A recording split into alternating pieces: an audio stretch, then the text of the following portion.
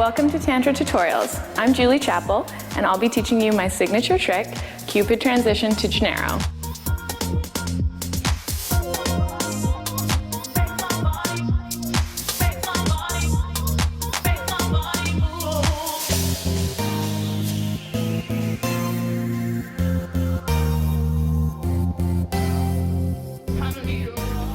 Okay, for this move, you're gonna start in your single knee hold, also known as your Cupid position.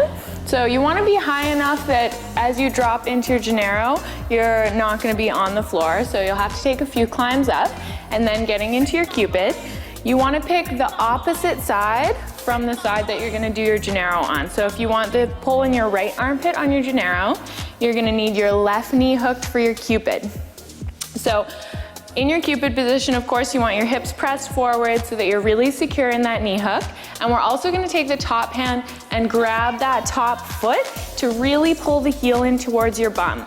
Because as we do the transition, there might be a tiny moment between your foot sliding off the pole and your right hand grabbing, where the only thing that's holding you is this knee hook. So it's really important that it's super secure and you're pulling in with that top arm. From there, you wanna press the hips forward, arch the back, and reach behind with your right hand to look back, and you'll be grabbing the pole behind your right leg. So that's the only tricky part, is that transfer from the right foot on the pole to grabbing with the right hand. You have to let your right foot slide across the front of the pole and keep reaching with that right hand. As soon as you're grabbing with the right hand, you're just pulling the pole into your right armpit, and you'll end up in that flag grip with your hips coming down onto your right elbow. So the mistake that people usually make is that they stop arching their back once they grab with that right hand. You actually want to make a full rotation with the shoulders. So if you're facing the front in your Cupid, you're going to keep arching all the way around so that when you pull it into your armpit, your shoulders are again facing the front, and then your hips have stayed on the opposite side of the pole, which leaves them in the perfect position to come down onto the elbow for your Janeiro.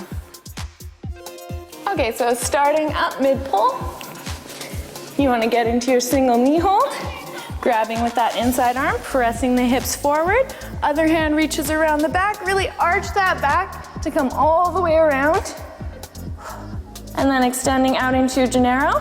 From here, if you have a little more back bend, you can drop your hips away. And you always want to control out of it. So I'm bringing my other hand down to flag position, and then using those abs to bring the hips down nice and slow so as not to strain the low back.